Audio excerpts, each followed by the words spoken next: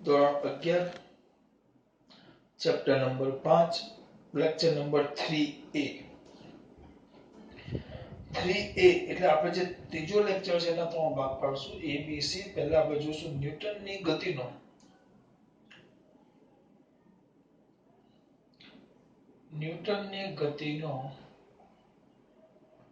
બીજો નિયમ હા પહેલો બીજો ત્રીજો ત્રણ આવો પહેલો બીજો ભણાવીશ તમને અહીંયા ધ્યાન આપજો બેટા નવા સિલેબસ પ્રમાણે આને ટોપિકમાંથી કાઢી નાખ્યો છે પરીક્ષામાં ન પૂછાય પણ જ્યાં સુધી મને ખબર છે બેટા પરીક્ષામાં ભલે ન પૂછે પણ આવડવો તો જોઈએ થોડુંક વધારે માહિતી આપીશ અહીંયા ધ્યાન આપજો તો આવું સૂત્ર એનું એવું છે કે F is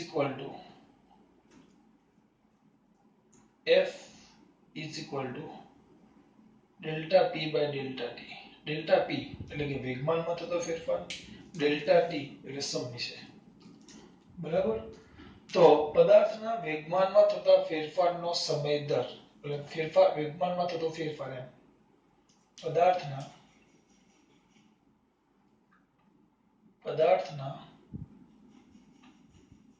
વેગમાનમાં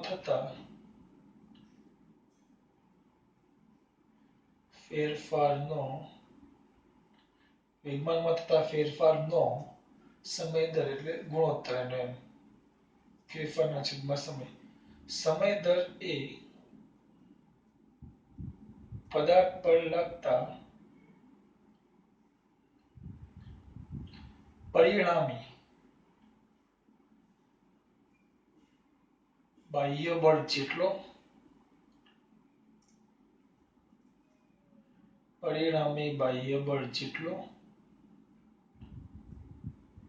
હોય છે વેગમાનમાં થતા ફેરફારનો સમય દર પરિણામી કેવા બેટા બાહ્ય બળ જેટલો હોય છે વેગમાનમાં થતા ફેરફારનો સમય દર એ ક્યાં હોય પરિણામી બાહ્ય બળ જેટલો હોય છે અને ક્યાં હોય અને આ ફેરફારનો જે સમય દર છે આ વેગમાનમાં થતા ફેરફારનો સમય દર ધ્યાન રાખજો ખાસ વેગમાનમાં થતા થતો ફેરફાર એ પણ ક્યાં હોય બેટા બાહ્ય બળની ક્યાં હોય દિશામાં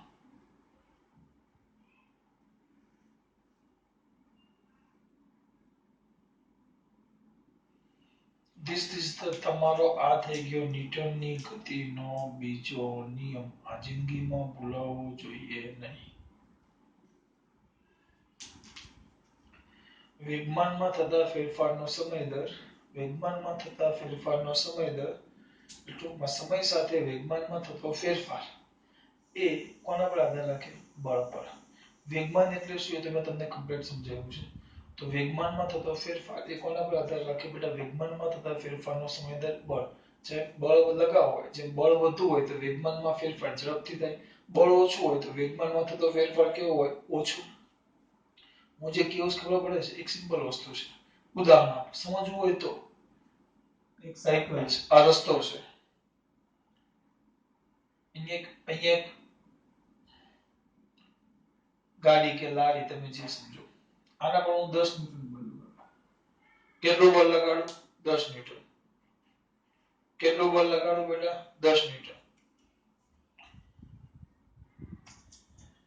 આના પર કેટલું બળ લગાડું 10 ન્યૂટન હવે 10 ન્યૂટન બળ હું 10 સેકન્ડ માટે લગાડું તો અહીંયા એનો શરૂઆતનો વેગ 10 મીટર પર સેકન્ડ હતો તો અમુક સમય પછી અહીંયા એનો કંઈક વેગ સમથિંગ થશે હું લખતો નથી પણ હવે આ જ ગાડી પર હું 100 ન્યૂટન બળ 10 સેકન્ડ માટે લગાડું બરાબર તો સ્વાભાવિક છે શરૂઆતનો વેગ એનો કેટલો છે 10 મીટર પર સેકન્ડ પણ અહીંયાનો વેગ કારણ કે બળ વધી ગયું જો આ 10 ન્યૂટન હતું 100 ન્યૂટન બળ 10 ગણું થઈ ગયું આંકડાના દાખલા આવશે એટલે એમાં હમણાં તમારી પાસે હમણાં આપણે એનો ટાઈમ નથી બગાડતા એ આગળ આવશે હું ખાલી સમજાવું છું કે બળ વધી ગયું તો અહીંયા વેગ શું થઈ જશે બદલાઈ જશે આના કરતા વેગ વધારે આવશે આના કરતા વેગ તમારો વધુ આવશે દાખલા તરીકે એક ખાલી ધાર લેવું છું, અહીંયા 15 આવે તો અહીંયા સમથિંગ 25 આવશે એટલે વેગ બદલાઈ ગયો. વેગમાં આ વેગ v0 જે 10 હતો એ 25 થયો એટલે અહીંયા 10 નો ફેરફાર થયો. તો અહીંયા કેટલાનો ફેરફાર થયો? વેગમાં કેટલાનો ફેરફાર થયો? 5 નો ફેરફાર થયો. આમાં 10 નો ફેરફાર, આ 10 હતો અને 25 થયો, સોરી.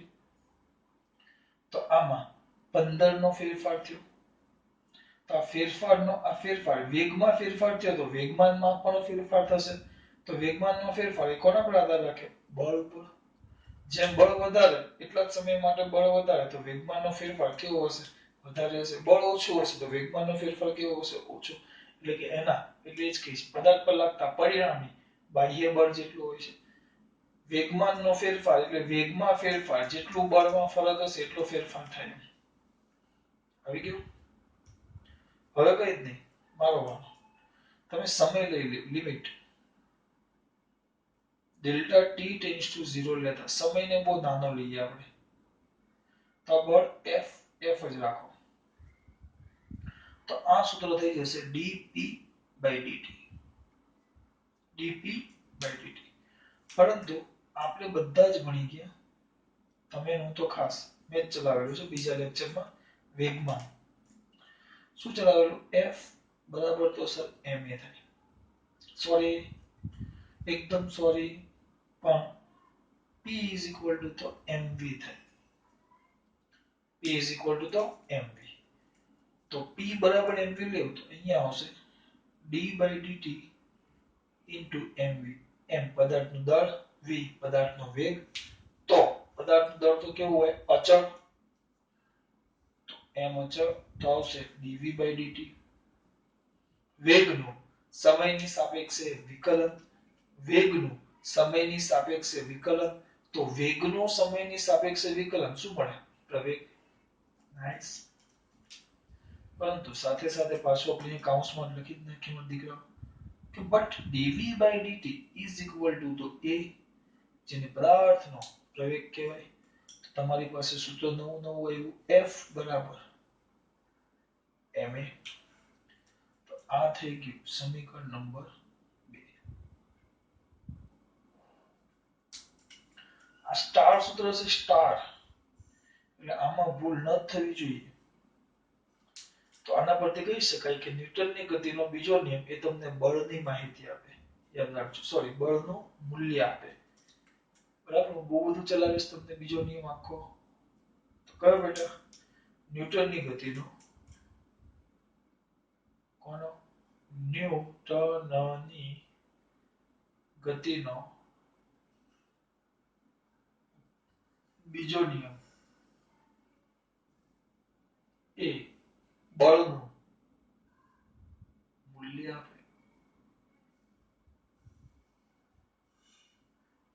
ન્યૂટનની ગતિનો બીજો નિયમ એ બળનું શું આપે બેટા? મૂલ્ય. આ મેઇન વસ્તુ થઈ. બરાબર? હવે આના પરથી બળ છે, સૂત્ર તો તમને બધું આવડે. f બરાબર ma. આ બળનું મૂલ્ય આપે. બરાબર? મારે કરવાનું શું હતું? એકમ બળનું મૂલ્ય આપે. ચલો, બળનો એકમ આગળ ભણી ગયા છો, પણ એકવાર પાછું. ma, m એટલે કિલોગ્રામ, a એટલે મીટર પર સેકન્ડ સ્ક્વેર, જે ટૂંકમાં ન્યૂટન અથવા જેના બીજા નામે ન્યૂટન પણ કહેવાય. ન્યૂટનનો n બે રીતે લખાય. અહીંયા ધ્યાન આપજો ખાસ. એને કિલોગ્રામ મીટર પર સેકન્ડ સ્ક્વેર પણ કહી શકો તમે, અથવા એને તમે ન્યૂટન પણ કહી શકો. બે કહી શકાય. આ બળનો એકમ કિલોગ્રામ મીટર પર સેકન્ડ સ્ક્વેર અથવા ન્યૂટન, ટૂંકમાં ન્યૂટન પણ કહેવાય. કદાચ પારિમાણિક સૂત્ર લખવાની ઈચ્છા થાય કે સર લખી નાખીએ. પારિમાણિક સૂત્ર લખી નાખો. m1 l1 112 છેલ્લું માઇનસ. આ એનું થઈ ગયું પારિમાણિક સૂત્ર. બરાબર? હવે બળનું એકમ ન્યૂટન છે. આ સિલેબસમાંથી કાઢી જ નાખ્યું છે, હું તમને ચલાવું છું. બળનું એકમ ન્યૂટન. કદાચ એમ પૂછે કે 1 ન્યૂટનની વ્યાખ્યા લખો. 1 ન્યૂટન. 1 ન્યૂટનની વ્યાખ્યા આપો એમ કે તમને વ્યાખ્યા આપો. ચલો 1 ન્યૂટનની વ્યાખ્યા. તો સમજો આ વ્યાખ્યા લખું છું ને રીત જો આ 1 ન્યૂટનની વ્યાખ્યા મસ્ત છે અને સમજવાની છે ખાસ. તો સૂત્ર પર ધ્યાન આપો F બરાબર ma. અહીંયા ધ્યાન આપો સૂત્ર આપણું શું છે F બરાબર ma. આમાં હું m બરાબર 1 કિલોગ્રામ લઈ લઉં. આ જે m છે એ 1 કિલોગ્રામ લઈ લો અને a છે એ 1 મીટર પર સેકન્ડ સ્ક્વેર લઈ લો. દળ લીધું 1 કિલોગ્રામ ને a કેટલો લીધો બેટા 1 મીટર પર સેકન્ડ સ્ક્વેર. કેટલો લીધો દીકરા 1 મીટર પર સેકન્ડ સ્ક્વેર. ધ્યાન રાખજો કેટલો લીધો બેટા 1 મીટર પર સેકન્ડ સ્ક્વેર. તો આને 1 ન્યૂટન કહેવાય 1 ન્યૂટન. તો એના પરથી વ્યાખ્યા એમ લખાય જો વ્યાખ્યા સમજો હું બોલું છું કેટલા 1 કિલોગ્રામ દળના 1 કિલોગ્રામ દળના પદાર્થમાં 1 કિલોગ્રામ દળના પદાર્થમાં 1 મીટર પર સેકન્ડ સ્ક્વેર જેટલો પ્રવેગ ઉત્પન્ન કરવા માટે જરૂરી બળને 1 ન્યૂટન બળ કહેવાય. આ સમજૂતી માટે છે તમારી મારી નહીં તમારી. ઉદાહરણ કોઈ પૂછવાનું નથી આખો હવે ટોપિક જ ઉદાહરણ છે. આ બહુ જ અગત્યની વસ્તુ છે અને કહેવાય 1 ન્યૂટન બળ.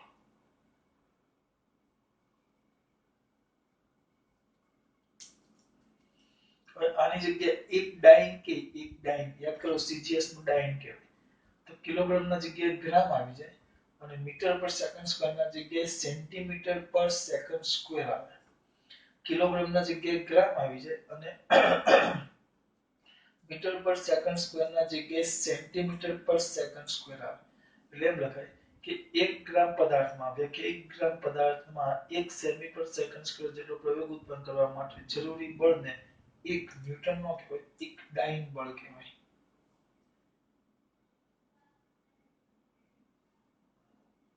આ થઈ ગઈ 1 ન્યૂટનની વ્યાખ્યા. બધું તમને હું જૂની ચોપડીનું ચલાવું છું નવી ચોપડીનું પણ ચલાવું છું.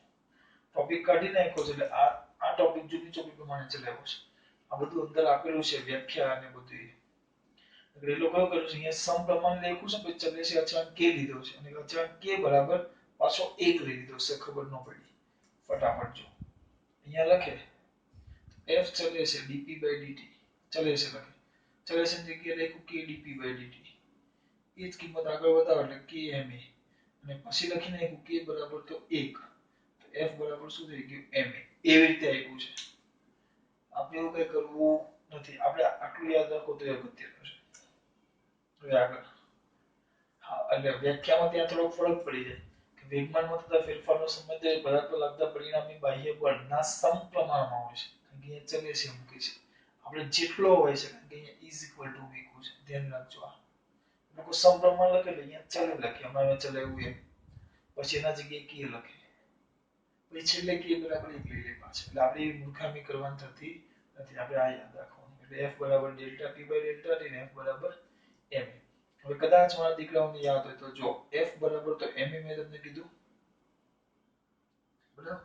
પરંતુ આપણે જ્યારે નાના હતા ત્યારે ભણી ગયા a v v0/t અંતિમ માઈનસ અચળ પ્રવેગી ગતિના સમીકરણમાં ભણી ગયા આપણે. t નો લખવું હોય તો ડેલ્ટા t તો શું થાય બોલો m કૌંસમાં v v0/ડેલ્ટા t સમયનો ગાળો લીધો તો ઇઝ ઇક્વલ ટુ શું થાય mv mv0/ડેલ્ટા t is equal to mv એટલે વેગમાન p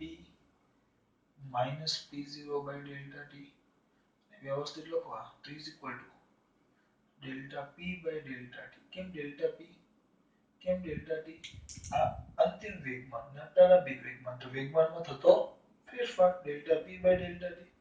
mv m દળ mv ગુણાકારમાં લીધું એટલે વસ્તુ એક જ પણ આ કેટલા સમીકરણ થયા જો હવે તમારે કયું જોઈએ એના એ તમને ખબર પડવી જોઈએ બધાના સમીકરણ આ એનું સમીકરણ થઈ ગયું બળનું આ એનું સમીકરણ થઈ ગયું એની કિંમત તમે આમ મૂકી શકો તો તમને આ સમીકરણ મળે પાછું જો વેગમાન આપેલા તમને બળ કીધું હોય તો આ બળ F ને પાછું F is equal to delta P છે એના જગ્યાએ તમે P minus P0 એટલે અંતિમ માઈનસ પ્રારંભિક લખી શકો અથવા V2 minus V1 લખી શકો એટલે આનું કયા સ્વરૂપમાં દાખલા આવશે આને કયા સ્વરૂપમાં ફેરવવું એ આપણા પર આધાર રાખે તમે ઈચ્છો એ સ્વરૂપમાં તમે આને ફેરવી શકો ધ્યાન રાખજો બહુ અગત્યની વસ્તુ છે F બરાબર P minus P0 by delta T F is equal to delta P by delta T આ તમારું સૂત્ર ન્યૂટનની ગતિનો બીજો નિયમ બરાબર હવે આપણે તો બળ અદિશ રાશિ છે નથી પણ સદિશ છે સૂત્ર એવું થાય vector F is equal to delta P અથવા delta P નો લખો સૂક્ષ્મ લખો તો D vector P by dt is equal to M vector એ સદિશ છે અને કેટલાક અગત્યના મુદ્દા એના અગત્યના મુદ્દા છે અગત્યના મુદ્દા છે ધ્યાન રાખજો કયા મુદ્દા છે અગત્યના તો આ સદિશ હોય પહેલો મુદ્દો તો સદિશ હોય તો ઘટકો સ્વરૂપે લખો તો અહીંયા fx is equal to dpx by dt સમયના ઘટક નો પડે અદિશના ઘટક નો પડે સદિશના જ પડે તો is equal to max આગળ લખો fy is equal to dpy by dt is equal to may fz is equal to dpz by dt is equal to maz ધ્યાન આપજો ધ્યાન એટલે આ તમને વસ્તુ આવી આ પહેલું ઘટકો સ્વરૂપે બીજું છે કે સર f બરાબર ma છે f બરાબર ma છે હવે હું એમ કહું કે f0 છે f બરાબર 0 છે હું તમને એમ કહું કે f બરાબર 0 છે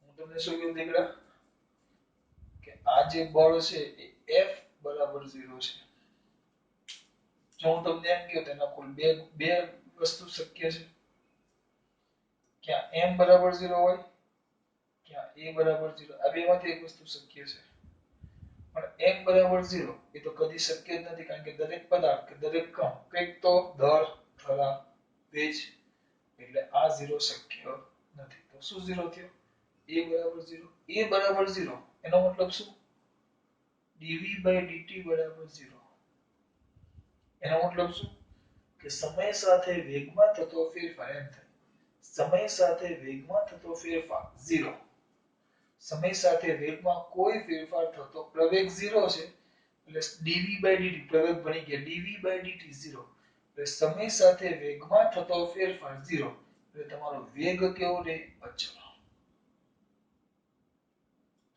આ બહુ મસ્ત વસ્તુ છે એટલે એનો મતલબ એમ થયો કે જો પદાર્થ પર કોઈ બળ લાગતું ન હોય એટલે કે પદાર્થ પર લાગતું બળ F 0 હોય પદાર્થ પર લાગતું બળ F 0 હોય પદાર્થ પર લાગતું બળ F કેવું હોય બેટા 0 તો આના પરથી આ વસ્તુ જોઈએ તો વેગ કેવો હોય અચળ વેગ અચળ બળ 0 તો વેગ અચળ એનો મતલબ શું વેગ અચળ એટલે જો સ્થિર હોય તો સ્થિર રહે અને અચળ વેગથી ગતિ કરતો હોય તો પોતાની અચળ વેગી ગતિ ચાલુ રાખે એટલે ટૂંકમાં વેગ બદલાતો નથી એનો મતલબ એમ થયો કે બીજો નિયમ એ પહેલા નિયમની સાબિતી આપે છે જો બીજા નિયમ પરથી તમે પહેલા નિયમને પ્રૂફ કરી શકો અથવા એને શું કહેવાય સાબિતી જેવું કરી શકો આમ જો બીજો નિયમ એ પહેલા નિયમની શું આપે બેટા સાબિતી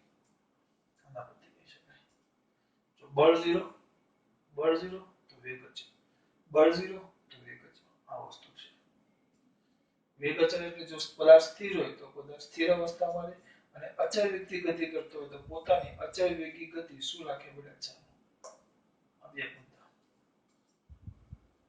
પહેલા ઘટક પછી f બરાબર ma એટલે આ તમારા બીજા નિયમ પહેલા નિયમની સાબિતી થઈ ગઈ. પ્રથમ નિયમની સાબિતી.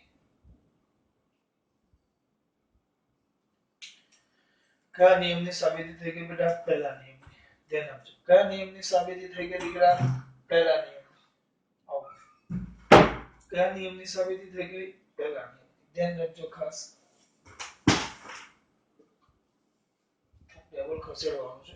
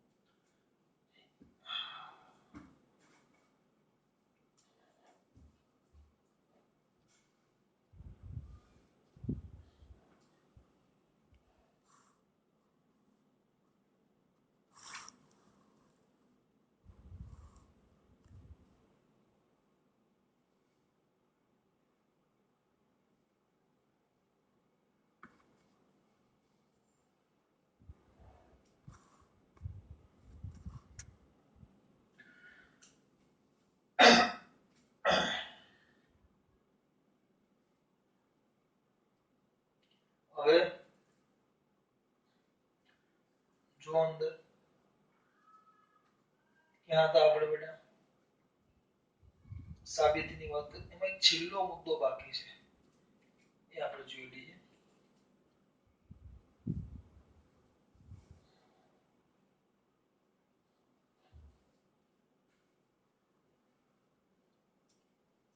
અહીંયા ધ્યાન આપજો એક મિનિટ. ત્રીજો મુદ્દો એમ કહે છે કે આપણે વિચારો એક ટ્રેન છે.